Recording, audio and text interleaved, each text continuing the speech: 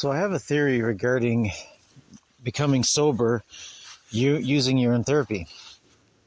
And when you think of the parallels here, when someone is bitten by a snake, their body within about 20 seconds produces the antivenom and delivers the antivenom to the bladder. Now this is a very interesting mechanical process. Of all the places in the body the antivenom is delivered, it's delivered to the storage container called the bladder that holds the urine. Right away one can urinate, drink the urine, intake the antivenom to offset the toxicity from the venomous bite. Also, one can actually apply the urine topically to the bite area to counteract the poison. So if the body creates the perfect antivenom for a toxic exposure, say to a snake bite or a spider bite or even a bee sting, any kind of venom or toxin that's introduced to the body can have the opposite created by the body, the antivenom.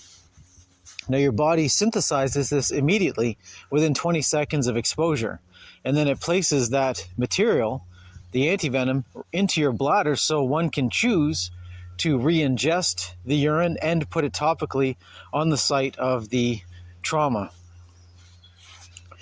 Now, there's other things that should be done too. If you're bitten by a snake, you should try to pull out as much of the snake venom that's near the surface as possible. And this is done often through just sucking out the venom. You just suck out whatever's in the hole as much as possible to reduce the exposure. I mean, this doesn't work for other types of insect bites and things like that. But for snake venom, when there's a lot of material, this can actually be the difference between life or death. So one has to actually do everything possible to offset the toxic exposure. Now what's interesting is when you start thinking about this in this concept of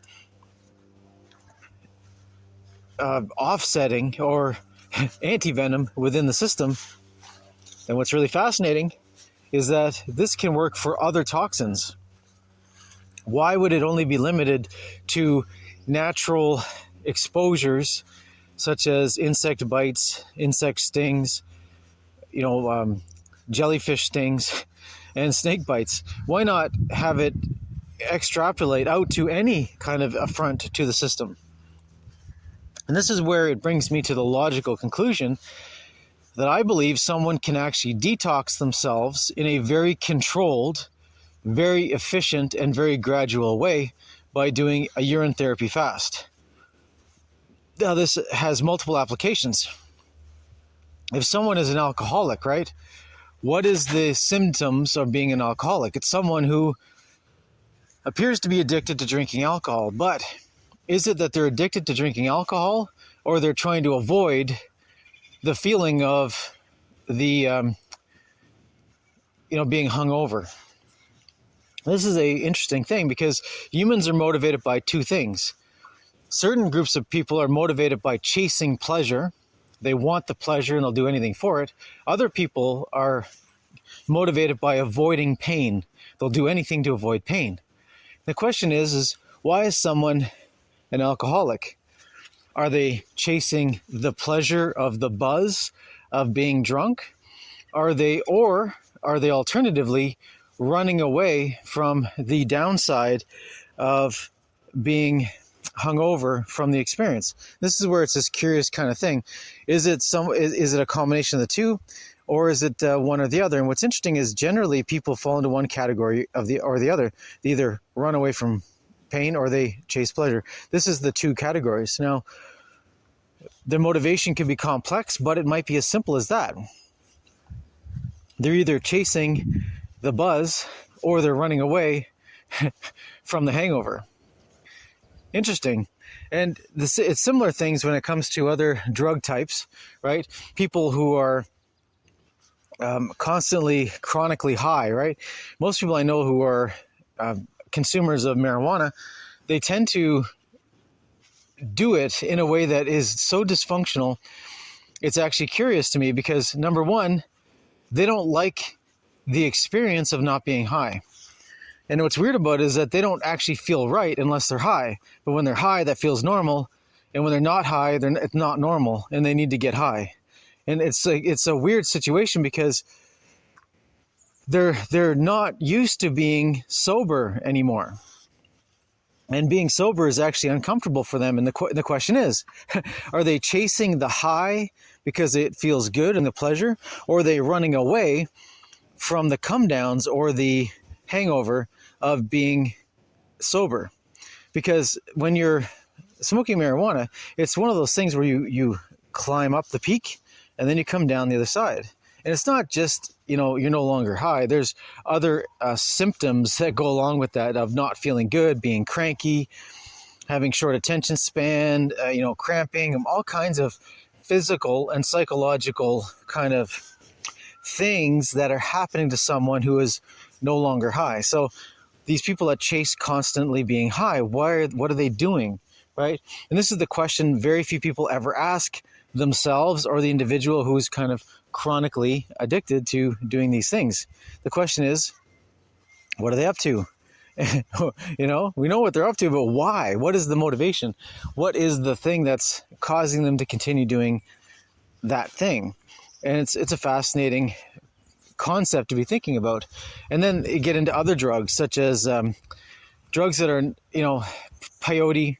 You get into magic mushrooms, psilocybin and other natural elements that provide psychedelic experiences. It's rare to find people who are addicted to psychedelic experiences, but I've met them. And I went through periods of time where I was like constantly on it all the time.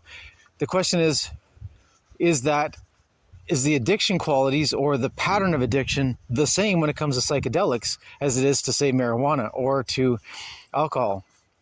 And I think it's quite different. It's actually different behaviors. And then you get to the next level of harder drugs, right? Still natural, like heroin. It's rare you'll ever meet a functioning heroin addict. Why? Because the people who appear to be functioning heroin addicts are usually new to it, or they don't need to actually function and they just happen to be doing their thing. It's rare that you meet someone who's a self-made individual who's successful, who's a heroin addict. Most of the time, the story goes, someone's either super rich and they can afford to wreck their lives by being unproductive and just consuming a massive amounts of very expensive drugs. It's rare you ever meet someone who's an actual functional addict who's actually earning enough to maintain their habit, right? Usually that doesn't happen. Their life falls apart and then they destroy everything and they just are constantly chasing high. It's a strange situation. There's a romanticism in media and movies where they try to make out as if there's people who are these heroes, right? These full-on drug addict heroes, and those people rarely exist in real life. They just exist in movies, but not in real life. There's a consistent effort to glamorize being some sort of whacked out drug addict. The thing is, in these movies where they show these, wild drug addicts, usually there's some method of financing that keeps this thing going. Like the people are trust fund children or something, right? There's some way for them to make money continuously without doing negative things. But when a regular person gets into a habit of being a drug addict and they don't have the means to feed their addiction, they end up cycling into theft and other things to try to fund their addiction. So there's all kinds of downside there that is terrible and wrecks people's lives, or wrecks them personally, wrecks their relationships, or wrecks everyone around them. And then there's this other element that's really fascinating, is like if you can actually overcome the effects of being bitten by a snake by urine therapy, why could you not overcome the toxic effects of encountering drugs or being addicted, right? So in this theory, you basically start doing urine therapy and do a urine fast. And someone can either start ramping down their drugs, as in I'm the kind of cold turkey kind of guy that I think you should just stop immediately, and no half measures, no gradual, decline. Just stop it. Don't take it anymore and go into a urine fast.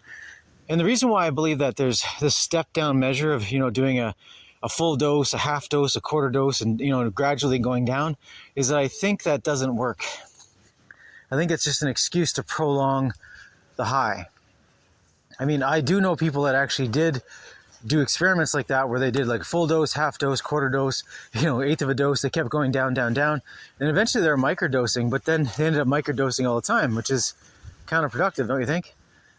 So I'm of the opinion that one should actually quit cold turkey and then do a urine fast, because what'll happen with a urine fast is that your body's going to create the antivenom in your system.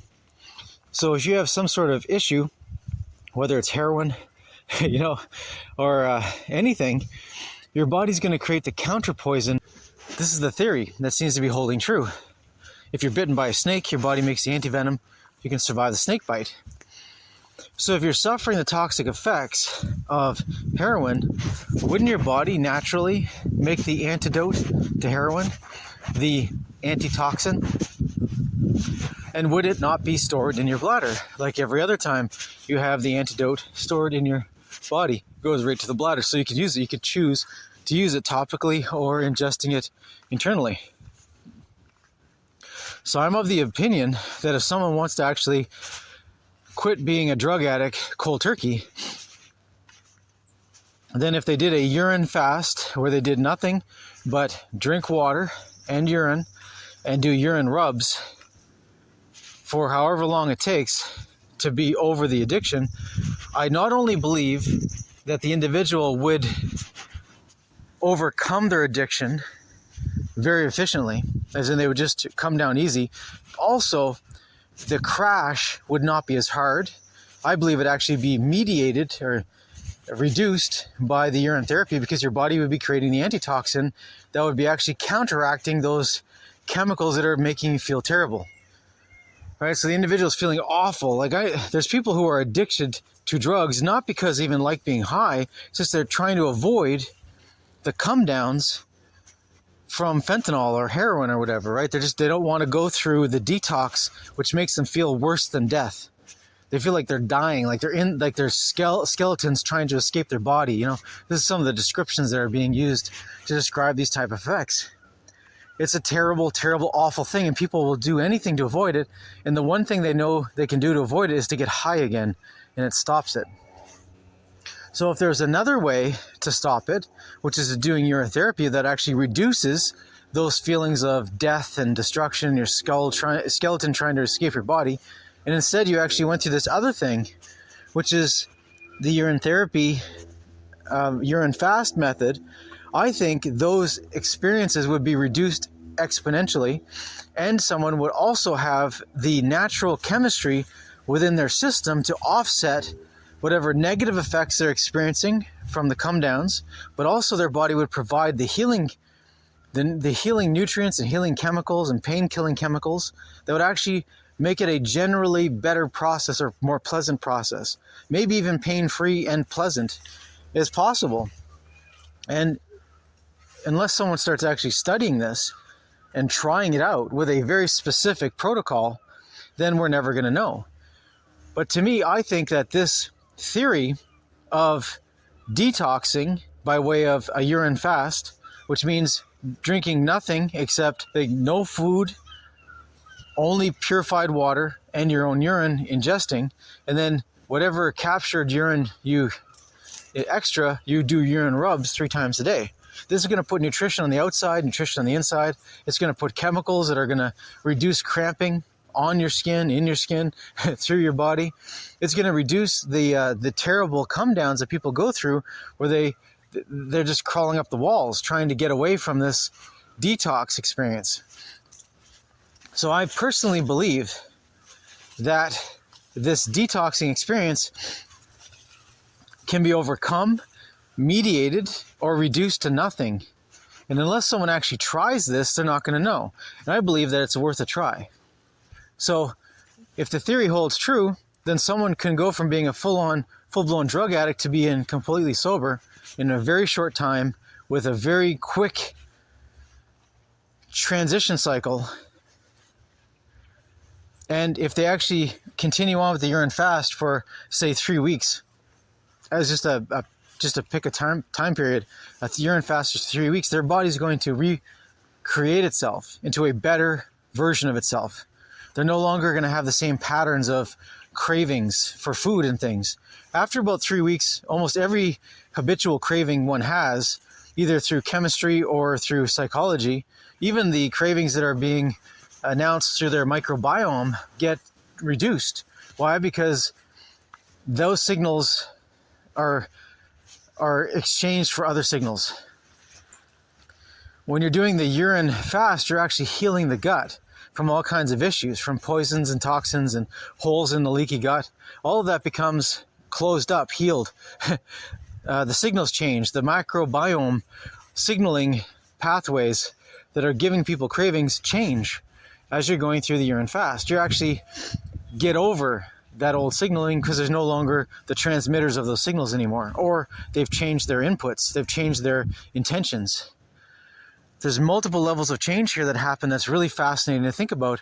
So I really personally believe that a urine fast with nothing but water, urine, doing urine recycling, drinking every drop that comes out, or you do the clean catch, which is you don't capture the first 10 seconds, capture the middle, and then leave the last 10 seconds, and you drink the clean capture, and then use the beginning and the end to actually use for urine rubs. And if you use all this material on yourself repeatedly, day after day, for 3 weeks in a row, 3 weeks, I think 21 days is where it takes to really break from habits. I believe someone can go from a wide open, drug addict that's totally dysfunctional to someone who's totally functional and over it. And I believe if they continue on with urine therapy from that point on, doing urine therapy constantly, capturing at least half their urine every day and re-ingesting it, it's going to allow their body to create the chemicals that will offset whatever's going on in their body. It reduces cramping, it reduces cravings, it reduces toxins that are being released, because as your body starts detoxing from all its chemicals, there's going to be toxic release of stored chemicals that are in the body. Whether it's heroin or fentanyl or whatever, if there's some extra toxin in the body was trying to actually store up to just survive the toxic load, it might be stored somewhere else in the body, and it's going to be released slowly over time. Just slowly as your body digests itself, and you burn up the fat stores, and in those fat stores is toxic chemicals that are stored there to be processed later. That stuff's going to be released. So over time, that stuff's going to be released back in the system. And if somebody's already doing a urine therapy a looping cycle, then they're constantly going to be creating the antidote for whatever poisons their body is releasing over a period of time. Because it takes years to get over the toxic load that we put ourselves through. It takes years to build up the toxic load, and it takes years to free ourselves of this toxic load, slowly but surely. If you do it too fast, you could literally die. That's why your body slows it down. It gradually releases it over time. So I'm personally believing that the urine therapy is the way to free oneself of addictions. Any addiction, whether it's alcohol, marijuana, psychedelics, hard drugs like heroin or fentanyl. I believe it's all working the same way. Your body will create the antivenom, the antidote to the poison that's causing you the issue. It'll also create the cushioning effect. Your body naturally creates painkillers. Those pain-killing chemicals will actually, when you re-ingest them, will reduce your pain, reduce your achiness, reduce your cramping, reduce everything. Any negative side effects are offset by the body's ability to counter it. Your body counters everything. For a left, there's a right. For an up, there's a down. For a hot, there's a cold. Your body's able to intelligently, creatively, intuitively create the pathways, create the chemicals. But it's up to you to use your freedom of choice, your God-granted freedom of choice, to consciously loop this, to consciously do the urine rubs, to consciously have the discipline to want to be the better self of you, the purer self of you, what your potential could be. And only you can realize your potential. That's what's important and what's so powerful about urine therapy. Urine therapy allows you, helps you, gives you the path to achieve your highest potential.